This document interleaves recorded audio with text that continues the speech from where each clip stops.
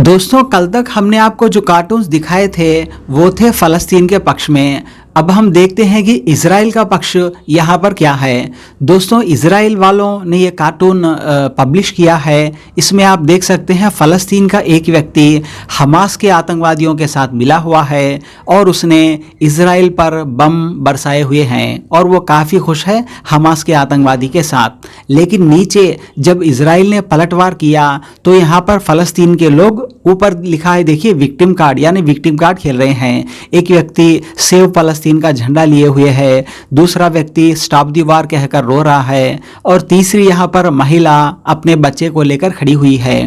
तो इज़राइल यहाँ पर यह आरोप लगा रहा है फ़लस्तीन पर कि पहले तो ये लोग हमास से मिलकर आतंकवादी हमला करते हैं इज़राइल पर, जब हम जवाब में कार्रवाई करते हैं तो ये लोग विक्टिम कार्ड खेलने लग जाते हैं। इस तरह का आरोप इज़राइल द्वारा हमेशा से ही लगाया गया है फ़लस्तीन पर।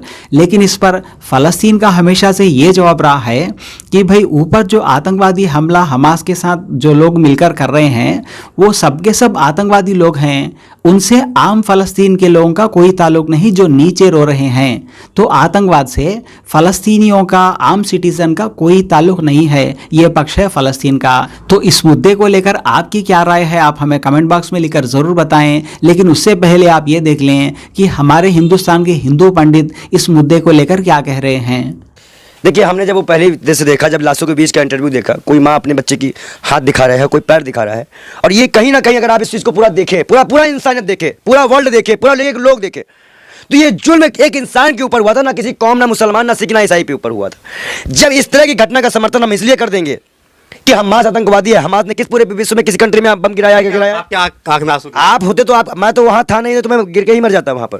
इस हिसाब से बम गिरता है, कोई माँ, कई लाशें तो मैंने ऐसे देखी जहां बच्चा चिपक के छाती से दूध पी रहा है और वहीं खत्म हो गया। कितने तो ऐसे मरे हैं जिनको पता ही नहीं था कि इजराइल फिलिस्तीन है क्या, वो तो पैदा भी हुए थे, 2 दिन के बच्चे मरे हैं। एक माँ अपने बच्चे को रोते हुए लेके जा रही है। तो इस तरह की घटनाओं को अगर आप देखें तो आपका दिल क्या, हिंदुस्तान में अंदर मोदी भी अगर सामने देखेंगे तो वही पिघल जाएंगे।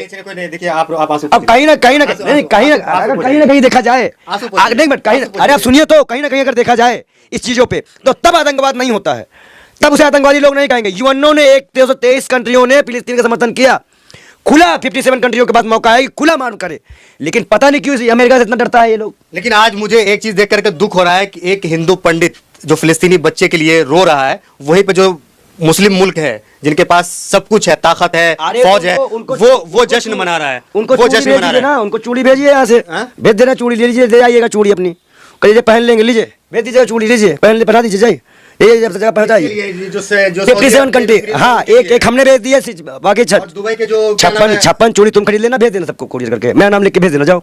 और क्या भेजे? कितनी शर्म की बात है, और क्या भेजे? एक हिंदू पंडित जो है लानत भेज रहा है उन मुल्कों के ऊपर। ये देखिए, मैंने अपने जो कम से कम इंसानी मदद करने से भी हिचकिचा रहा है। मैंने सरकार से मदद कही कि मुझे फिलिस्तीन भेजो, देख लीजिए मेरा लेटर भी है। विजय कुमार शर्मा, क्या है ये? मैंने एक लेटर लिख के भेजा था कि एम्बेसी को, कि हमें भी लिख के, ऐसी कॉपी मैंने भेजी थी, उसमें मैं रख लिया था, लेकिन मुझे फिलिस्तीन जाने का मौका नहीं मिला। मैं यहाँ से फिलिस्तीन जाना चाह रहा हूँ, वो वहाँ से इनके पास इतना पैसा है, लेकिन क्यों नहीं, नाच गाना चरम पे है, अय्यासी चरम पे है। चलिए आप आंसू पोंछ लीजिए, पहले आंसू पोंछिए। ये रोना, अरे आप रोने की बात कर रहे हैं, जिनका घर से जा रहा है उससे पूछिए, तो हम तो 1-2 बार रोएंगे, वो तो पूरी जिंदगी रोएंगे।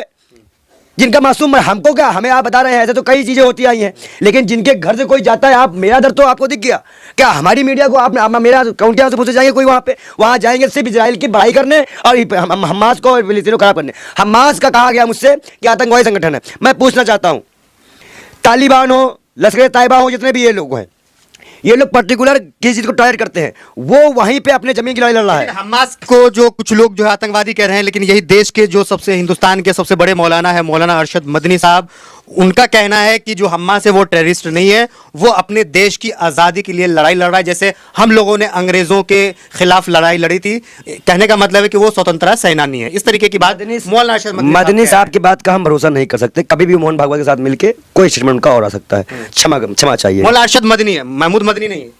देखिए, अरशद मदनी तो काफी बड़े आलिम है। अभी उसके पहले उन्होंने मिला है उनसे, मोहन भागवत से। आप बता दीजिए, इस वक्त अगर मुसलमान गुमराहियत के रास्ते में है तो मौलाना जिम्मेदार है। वो नहीं बता पा रहे हैं कुरान की बातें, या तो तासीर जुबान में खत्म हो गई है, या तो उनको बताना नहीं है। सबको एक कैंडिडेट चाहिए, हाई फाई कुर्सी चाहिए, और वहां बैठ के वो चिल्लाएंगे। एक चीज बताइए, चलिए छोड़िए, बात खत्म कीजिए। आपके नजर में सबसे अच्छा मुसलमान जिसके पास पक्का ईमान हो, वो कहाँ का मुसलमान है? फिलिस्तीन। अरे आप बताओ, देख रहे हो तब भी, यहाँ तो पठान में डांस कर रहे हैं, पैसे उड़ा रहे हैं, कोई बात हुई लड़ने चले जा रहे हैं। अरे लड़ो भैया, करो ना, जाओ। यहाँ तो कितनी मजारे मस्जिदें टूट गई, यहाँ पार्टी में होकर नेता नहीं बोलते हैं। जिसके पास पद है, आजम खां जेल गया, कौन बोला हिंदुस्तान में? क्योंकि उसने यूनिवर्सिटी खुलवाई, बच्चों को पढ़ाया लिखाया, ये गुनाह था उसका। बकरी चोरी, अरे बेशर्मो, दलालो, मुकदमा भी लगाया इतने बड़े आदमी, बकरी चोरी। बताइए, शर्म की बात है। योगी आदित्यनाथ का चुराते हैं, गाय चोरी, सांड चोरी, सड़कों में गाय गाय गाय बाबा हैं, गाय का बाबा है भैया, सन्यासी हैं। तो वही चीज है ना, ऐसे लोगों को तो बाबा बना के बैठे हो। आप बताइए, बागेश्वरम वाले बाबा बाबा हैं, राम के 5 पिता है, उनको अपने बाप के बारे में नहीं पता होगा, लेकिन उनके 5 पिता बता रहे हैं हमारे भगवान को। जो आज के टाइम पे नफरत फैला रहा है, चाहे वो इजराइल के लिए हो, चाहे वो देश में हो, वो लोग बाबा है, कोई नेता है। चलिए, अरे छोड़िए ना, क्यों छोड़ेंगे, क्यों छोड़ेंगे, क्यों छोड़ेंगे भाई, क्यों? यतीन सिंहानंद क्या है जो बार बार जा रहा है इजराइल? उसका बाप वहां बैठा है क्या? उसका बाप है वहां पर, उसका मकान है वहां पर, डालो है मणिपुर। अगर एक माँ का दूध पिया है तो हिंदुत्व की बात करता है। इजराइल जाना चाह रहा है, हाँ? इजराइल जाना चाह रहा है। अरे हम कहे जाए, एक आदमी से मिले, ये भी सब खत्म हो जाए, खत्म करो, ये बवाल यही देश की, मार के ना गिर जाए उसको। ये बवाल यही देश में। बताओ, इतनी बड़ी टैंक को जब इतना बड़ा गोला उड़ा दे रहा है, तो उसको उड़ाने के लिए तो क्या गोली काफी रहेगी? फिर तो पता ही नहीं चलेगा कहाँ गया भाई। जंग के बीच में जाओगे तो जंग, आप गोला थोड़ी ना पूछेगा कि तुम हिंदुस्तान से आए हो, जय श्री राम का, तो चलो अच्छा अल्लाह वाले को रहेंगे, ऐसा तो होगा नहीं। तलवार तो किसी को लग जाएगी। तो जहां तक फिलिस्तीन, मैं फिलिस्तीन जाना चाह रहा था जंग रोकने की हिसाब से, जंग करवाने नहीं। आज भी मैं कहता हूं, इजरायली चुपचाप सरेंडर कर दे, फिलिस्तीनियों से कह दे भाई तुम सरकार चलाओ, तुम सरकार चलाओ, हम तुम्हारे अंडर में रहेंगे, और फिलिस्तीन को फिलिस्तान बना दे। अच्छा चलिए, फिलिस्तीन के मुसलमानों से क्या कहना चाहेंगे? थोड़ा सा 2-4 लाइन बोल दीजिए। फिलिस्तीन के मुसलमानों के लिए मेरी संवेदनाएं हैं, मेरे आंसू, मेरे दर्द उनके साथ है, और मैं भी बहुत मजबूर हूं, मैं आपके पास नहीं आ पा रहा हूं, लेकिन आपकी हिम्मत को देख के मैं रोज दुआ करता हूं आपके, अल्लाह के प्यारे नबी प्यारे महबूब, उनके सदके मांगता हूं आपकी जिंदगी। और मुझे भरोसा है और मेरी दुआ कबूल हो रही है, क्योंकि हिजबुल्लाह जब से शामिल हुआ है तब से इजराइल ऐसा डरा हुआ है, उसने अपनी राजधानी पर अलर्ट जारी कर दिया है।